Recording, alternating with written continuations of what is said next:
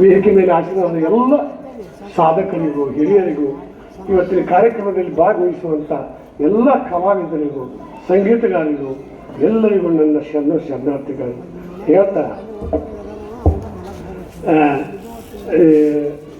ಹೇಳ್ತಾ ಇಟ್ಟೋತಕ ಹೇಳಿದರು. ಆ ಕಾಲ ಹೇಳಿ ಅವ್ರು ಹೇಳಿದಲ್ಲ ಭಾಳ ಚಂದ. ಅದಕ್ಕೆ ಅದ್ರಾಗ ನೊಂದ ನಿಮ್ಮ ಕೂಡ ನಾನು ಒಬ್ಬ ಇಲ್ಲ. ಮತ್ತೆ ಈಗ ಅತ್ತಿ ಮನೆಗೆ ಹೋದವ್ರು ಕೇಳಿ ಅತ್ತಿ ಜಗಳ ಮಾಡ್ತಾ ಒಂದು ಎಲ್ಲರಿಗೂ ಗೊತ್ತಿರ್ತೈತಿ. ಎಲ್ಲರೂ ಅತ್ತಿ ಮನೆಗೆ ಹೋದವ್ರಿಗೆ ಗೊತ್ತೇ ಇರುತ್ತೆ ಅತ್ತಿ ಮಾವ ಕಡೆ ಬೇಯಿಸ್ಕೊಂಡಿರ್ತಾರೆ. ಹಂಗೆ ಕಲಾವಿದರು ಈಶಾಕ್ ಹೋದವರು ನಾವೆಲ್ಲ ಆ ಈ ಸಾವಯವ ಸಮುದ್ರದಾಗ ಈಸ್ಬಿದ್ದೇವೆ ಅಂದ್ರೆ ಕೈ ಸೋಲುದ ಮೊಸರು ಕಾಲು ಜಗ್ಗುದ ಹಂಗ ಕೈ ಬಡ್ಕೋತ ತೆರಿ ಬಂದು ಹಿಂದಕ್ಕೆ ಸರ್ಸೋದ ದಾಟಿ ಕಡ್ಯಾಕ ಮುಂದಕ್ಕೆ ಹೋದ್ರೆ ಅದಕ್ಕೊಂದು ಕಿಮ್ಮತ್ತು ಇರ್ತೈತಿ. ಕಿಮ್ಮತ್ತು ಇರ್ತದೆ. ಅವರೆಲ್ಲ ಇರ್ಬೇಕು ನಮಗೆ. ನಿಂದಕರು ಮತ್ತು ಅಣಕಡ ಆಡೋರು ಎಲ್ಲರೂ ಇಡ್ಬೇಕು. ಅದಕ್ಕೆ ಹತ್ತರಿಕೆ ಹಸರಾಣಿ ನೀ ಕೇಳೋ ಉತ್ತರಾಣಿ ನನ್ನ ಬೇದಾಕಿ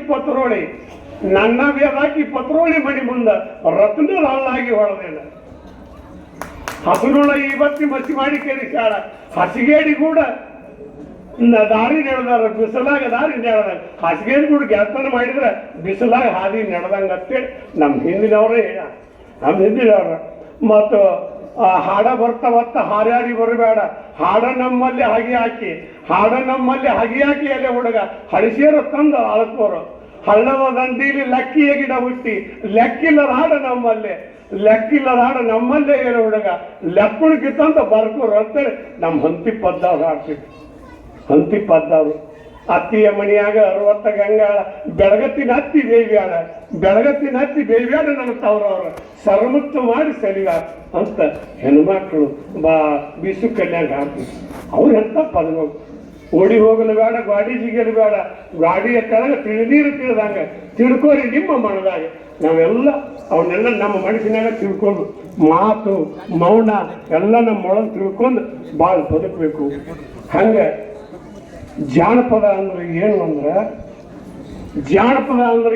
ಅಂದ್ರೆ ಜಾನಪದಕ್ಕೊಂದು ಎಂಥ ಶಕ್ತಿ ಐತೆ ಅಂದ್ರೆ ಜಾನಪದ ಅಂದ್ರೆ ಹುಲಿ ಹಾಲು ಇರ್ತದೆ.